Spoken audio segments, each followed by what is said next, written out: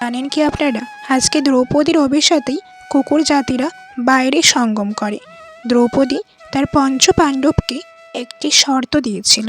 শর্তটি এটাই যে যে কোনো একজনই তার কক্ষে প্রবেশ করতে পারবে একটি সময়ে।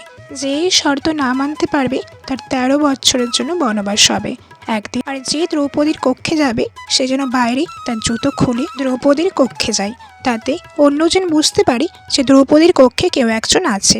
একদিন যুধিষ্ঠির দ্রৌপদীর কক্ষে গিয়েছিল, তখন একটি কুকুর যুধিষ্ঠির জুতোটা মুখে নিয়ে চলে গেছিল।